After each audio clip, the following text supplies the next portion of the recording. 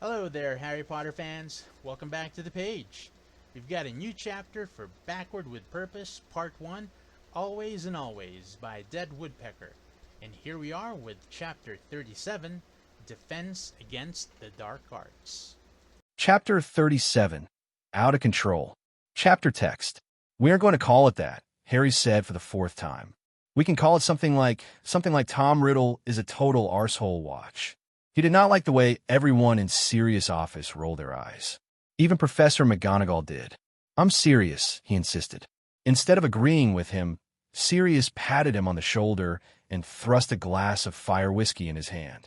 It was the Friday night after the battle in the Muggle village, and they were preparing to broadcast the very first real bit of news to the public. Thank you for the great idea, Professor Flitwick, Ginny said admiringly. It was perfect. Yeah, Ron said. We weren't sure how we were going to manage to take over the WWN. This is even better. Anything to help, Flitwick squeaked. Harry agreed with Ron and Ginny in that Professor Flitwick was a genius. Even Dumbledore had not thought of charming, innocuous-looking items outside wizarding establishments to broadcast what Harry liked to call, though no one else did, Riddle Watch. Everyone in St. Mungo's, the Leaky Cauldron, and the rest of Diagon Alley, Hogsmeade, Hogwarts, and the Ministry of Magic would be able to hear what Harry had to say. Not to mention that if the Ministry, or Voldemort, wished to silence the broadcast, they would have a damn hard time of it. Dumbledore had hidden the items himself. Harry was particularly pleased about the one they had planted near Malfoy Manor. He's going to be so angry, Ron said blissfully. I can just see him stomping up and down, throwing a tantrum like a 3-year-old. I don't think you should drink anymore, Ron, Hermione said. You don't want to be drunk for this. Yeah, I do, Ron said, grinning. It'll be even better. You'll deviate from the script. Hermione said. That's likely, Harry said. But he was just as likely to even without the alcohol. You don't worry your head about it, Ron told her. Just keep drinking your mead, and everything will be fine. She huffed, but looked amused despite herself. Harry was feeling pleasantly warm and comfortable by the time they were about to begin the first broadcast. Remember the last time we got this tipsy? He grinned at Ginny. You mean when we were planning out how to kill Umbridge and my parents walked in? Ginny smiled ruefully. She said it quietly enough that those who did not know the secret behind Dolores Umbridge's mysterious disappearance, Professor McGonagall and Professor Flitwick, could not overhear. As far as Harry was concerned, what had happened in Umbridge's office would stay in Umbridge's office. Yeah, Harry said, but I was thinking more about the sex that happened afterward. Oi, Ron said. 30 seconds. 10 minutes later, Harry sat back feeling both annoyed and elated. Elation won. That was great, he said. But don't think I haven't forgotten your betrayal, Ron. Ron wiped his eyes. Hold on, I'm still loving that I actually said that Voldemort has daddy issues. Don't ruin one of the best moments of my life. He was quite right to call it Potter Watch, I think, Professor McGonagall said. Whether you want it to be so or not, the wizarding world is looking to you. It'll help rally the troops, as it were. Harry responded by refilling his glass and tipping it into his mouth. He ignored her frozen look of disapproval. Don't look like that, Minerva, Sirius grinned. Let the kids have a bit of fun. I suppose, she said doubtfully. She didn't say another word about the drinking all night, even when Ron had to lean heavily on Hermione to make it out the door. Harry rather thought that behind her disapproval, she understood the need to let loose. His opinion of her, rather high to begin with, rose even further. Harry awoke the next day feeling slightly groggy and a little bit hungover, though he had felt plenty worse before. I've got to stop letting Sirius talk me into drinking, he thought, though he knew that he wouldn't. He smirked when he remembered Potter Watch. He almost wished that Voldemort was not now employing a clemency against him. He would have liked to be there firsthand to witness his reaction. Yawning, he opened the curtains around his bed. How's your head, Ron? No reply. His brow furrowed. Ron's bed looked tumbled and messy, but Ron was not in it. He drank a hell of a lot more than I did last night. Where is he? Ron isn't here, Neville said weakly. He was sitting on the edge of his bed and held his head in his hands. Dean and Seamus went to breakfast. Ron might have gone with them. Harry glanced down at his watch. It was 9:30 on a Saturday morning. It was not like Ron to be up and about so early, even if they hadn't been drinking the night before. He's probably with Hermione, he thought. He winced when he moved too suddenly and his stomach rolled. Then he felt a flash of relief when he saw what sat on the bedside table. Someone's left us a hangover remedy, Neville, Harry said. He tipped the potion into his mouth and swallowed gratefully. At the same moment, there was a flash of light, and swirling silver mist resolved itself into a weasel. Hogsheaded. Now, it said with Mr. Weasley's voice. Harry's first thought was that it was alarmingly risky for the man to contact him in this fashion. He could have been anywhere. Anyone could have heard. But in the next moment, he was running out of the room, Neville hot on his heels. Mr. Weasley was not stupid. Harry had never known him to take such a risk before. Suddenly, Ron's absence seemed ominous rather than confusing. Had something happened to him? Or worse, to Ginny? Where's Ginny? He barked to a fifth-year girl who sat in the common room. She's sleeping, the girl said. It was hard for Harry to believe that she was Ginny's age. She seemed quite young and stupid. He did not pause to collect her. He did not know who else was in the room with her, and did not want to send his Patronus with a message that might sound suspicious. He and Neville thundered down the corridor, threw open the door to the room of requirement, and raced down to Ariana's portrait. Mr. Weasley, Bill, and Charlie were waiting for him. The moment Harry saw their faces, he knew that something dreadful had happened. That kind of agony and rage could only come from one thing. His heart hammered in his chest, and Harry wondered if this was the moment that he became Merlin. Who? Percy. There was a rushing sound in Harry's ears, and the words always and always thundered through his very veins. A rage so pure and fierce overcame him that Harry felt a satisfying clarity of purpose. Vengeance. The thought was sweet and the way forward clear. Still, he had to ask, how? He was taken from the ministry, Charlie said fiercely. We knew he shouldn't have gone back to work. Don't blame Percy for this, Bill said in an ugly voice. Dad said that a Death Eater, Rothfuss, grabbed him and disapparated. Are you certain he's dead? Harry asked. He felt very calm, and he seemed not to need to take as many breaths as normal. His body was turned into an imperious, Mr. Weasley said. Harry eyed him. For once, the older man made eye contact with him, and Harry saw what he was feeling echoed back to him. They removed his clothes and forced him to walk through the atrium and the ministry. His voice shook and his eyes filled with tears of grief and fury, cut a message into him. It was supposed to be a warning not to side with you. I don't know if they did it while he was alive or not. Had Harry not been detached from his body with a fury so intense that Harry felt like he was burning, he might have shown a physical reaction to the news. He blew out a deep breath. Where is Rodolphus Lestrange? Is he still alive? He is still impersonating Tad Wainwright, Mr. Weasley said. Are you? Whatever you're planning, Charlie said. Whatever retaliation you're going to do, we want in on it. He was our brother. You can't just... Harry silenced him by transfiguring his face into something less recognizable. The nose flattened and the hair turned a burnished gold. It wasn't perfect, but it was enough. The others caught on, and the Weasleys and Neville disappeared, and anonymous strangers took their places. We need brooms, Harry said. Can't we just apparate? Neville asked. We know where he... We aren't going after Rodolphus, Harry said. I was making sure that he was still alive. Merlin, I wish I'd thought of this before. We don't need her. It was simply that Bellatrix was so intimidating. He felt almost safer using her body to break into Gringotts, and they'd always planned on allowing the second break out of Azkaban to happen. But they'd never thought that this might happen. The others exchanged confused looks. Harry noticed this as he started down the stairs. He almost wanted to meet up with a few Death Eaters down in Aberforth's pub. Percy is dead. His body was desecrated. Any Death Eaters Harry found today would die. As long as he kept killing, the grief would be pushed back. It was the first death this time around tore Harry up. Every time he blinked, he saw Percy jumping in front of a killing curse to save his mother. And then he saw Percy's naked body paraded at the ministry.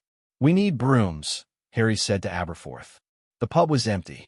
Can we borrow them? Aberforth did not say a word, but provided enough brooms for all of them. They weren't firebolts, but Harry and the others were flying out to Azkaban, not playing Quidditch. Harry, still wrapped in an eerie silence, turned to the door. If any Death Eaters come in, keep them here. We'll be back for them. Harry, Neville said, what are we doing? Are we going to get Bellatrix Lestrange? Harry ignored him for the moment. Will you apparate us as close to Azkaban as we can get? Mr. Weasley gripped Harry's arm tightly, turned on the spot, and Harry opened his eyes to a lonely vision of the northern coast. It would have been beautiful had Harry been able to see it without the image of dead Percy superimposed over it.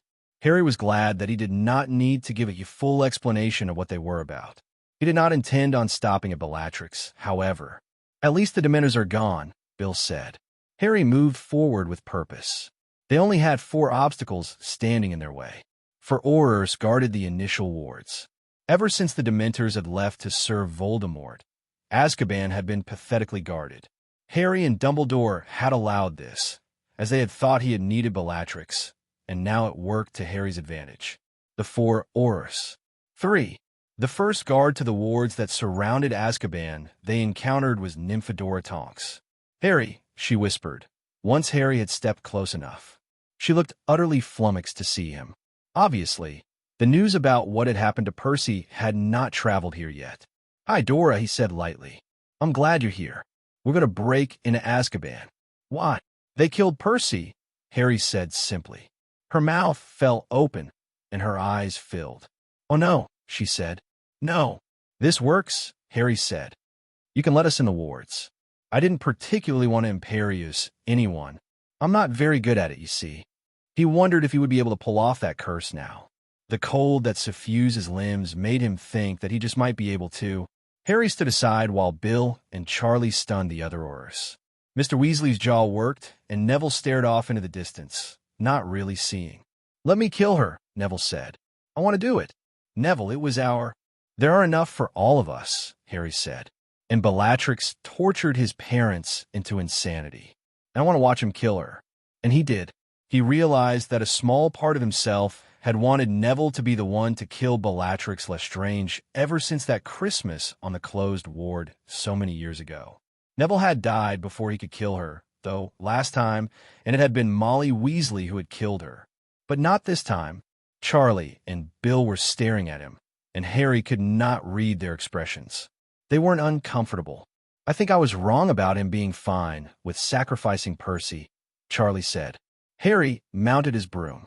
I would have done this had any of you died the way Percy did, Harry thought. He did not say it out loud. The wards are down, Harry, Tonks called. Moments later, the 5 of them were racing toward the black speck in the distance that grew nearer and nearer with each passing second. The island fortress was a grim monolith that jutted out from the ocean like an ugly scar. The chill in Harry's bones ached, despite the fact that the Dementors were long gone. It permeated the walls and radiated out. The fortress prison was alive with the clamoring yells of prisoners, though as Harry followed Mr. Weasley to the high-security area, no guards were in sight. Perhaps the wards were enough to keep them contained, and the prisoners didn't have wands. It was only through luck that Sirius had been an animagus. Mr. Weasley blasted the door apart with more force than was strictly necessary. The wards were down, after all, but Harry's elated sense of purpose grew. It felt right, no matter that they were about to kill wandless people.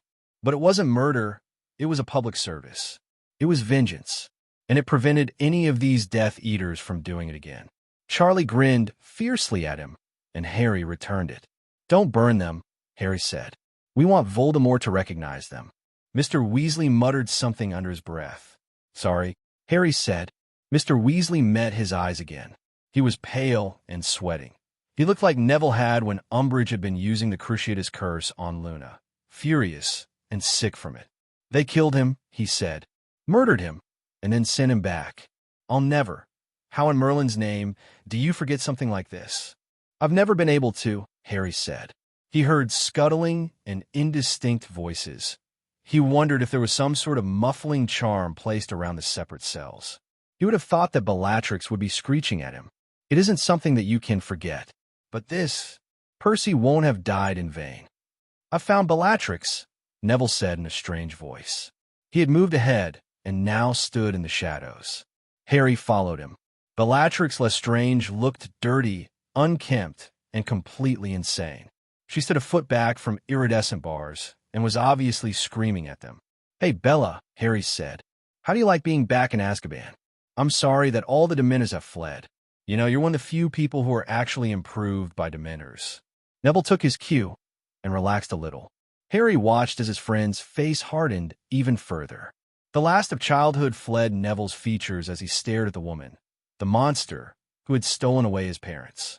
He raised his wand and whispered, "Crucio." Bellatrix fell back, writhing and screaming silently. Mr. Weasley muttered a spell, and then Harry could actually hear the screaming. She stopped abruptly and, panting, got to her feet. Neville looked shaken. Harry put a hand on his shoulder. I don't think I can do it this way," Neville said. The skin around his lips was white. "Do you want me to do it?" Harry asked quietly. "One Sectum Sempra, and she'll be dead." A ghost of a smile flitted across Neville's face. "Oh no, I've been wanting to do this for a very long time. I just don't think I can use the Cruciatus Curse." "Filthy, blood traitor," Bellatrix panted. She leaned up against the wall. "Did you enjoy it?" Neville asked her. "Did you enjoy torturing my mom and dad and whoever else?" She tossed her long hair out of her face and gave him a heavy-lidded stare. "I always enjoyed it." Harry could tell by the look in her eyes that she knew she was going to die and wanted to go out defiant. "Pretoria," Neville said. The Death Eater screeched and fell to the ground. Her kneecap became suddenly unrecognizable. The bones had been shattered. "I would have done it quickly if you'd lied," Neville told her. Harry, Mr. Weasley, Bill, and Charlie watched, completely silent, as Neville broke nearly every bone in Bellatrix's body. At one point, her eyes rolled back in her head, and her endless shrieks ended. "Enervate," Mr. Weasley said. "Pretoria," Neville said again, and her right hand looked like a glove filled with small pebbles. "Pretoria," he said one last time. Her spinal cord was obliterated, and Bellatrix Lestrange died. Her eyes were wide and unseeing. Her mouth was open in a silent scream. Harry breathed deeply, as though he had just run for a very long time. Neville leaned his head up against the bars. "They really are stupid, aren't they?" he asked in a shaky voice. He looked as if he were about to be ill. Harry couldn't blame him. They should have known that the children of those they tortured and murdered would eventually come after them. "And their parents," Mr. Weasley said. "And their brothers," Bill said. "I want the Carrows," Harry said. "They tortured Ginny. There were 19 Death Eaters imprisoned in Azkaban, counting Bellatrix, and all of them died within the hour." Harry slashed Amicus Carrow from throat to groin and compressed his sister's lungs. Yaxley fell to a bludgeoning hex to the head. He was just recognizable enough. Mr. Weasley made quick work of the 4 Death Eaters that he killed. "Let's gather them together," Harry murmured. "How best to transport them, do you think?" "Transport them?" Mr. Weasley frowned. "Are we going to take them to Grimmauld Place?" "Of course not," Harry said. "We're going to drop the bodies over Malfoy Manor." Mr. Weasley sighed and looked away. He raised his wand and began to destroy the bars around the bodies. Harry watched Charlie kill Dolohov and wondered how many lives had just been saved by that act of what some might consider brutality. He also wondered how many murders had just been avenged. "There was a time when I never would have considered this," Mr. Weasley said quietly. "I know," Harry said. "I've never actually done anything like this either. I wish Ron was here," he said. Harry thought he might know why Mr. Weasley wished that. Ron had, in fact, become increasingly hostile over the last few months. Ginny had as well, though she did not have minor outbursts at her parents with as much frequency. Conversely, Harry's bitterness had been fading. He looked at Mr. Weasley, tall and balding and avenging the murder of his son, and thought that today might have been the death of it. "Ron will come around," Harry said, though he did not sound convincing. He hoped that Ron came around. Both he and Ginny. Harry didn't want them to be bitter and resentful after he died. He wanted to think of them surrounded by their family.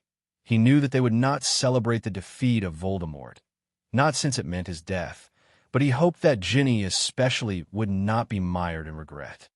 "You could defend yourself, you know." "How do I defend myself against a son and daughter who sacrificed everything to save my life?" Mr. Weasley asked.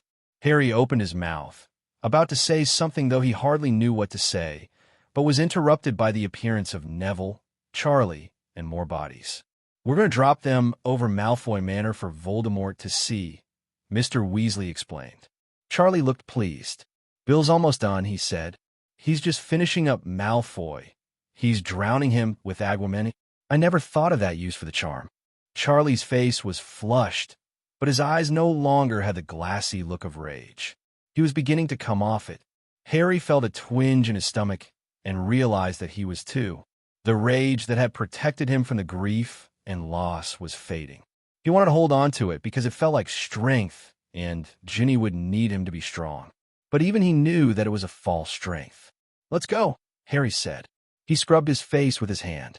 It came away bloody. He was covered in Amicus Carrow blood. He ignored it.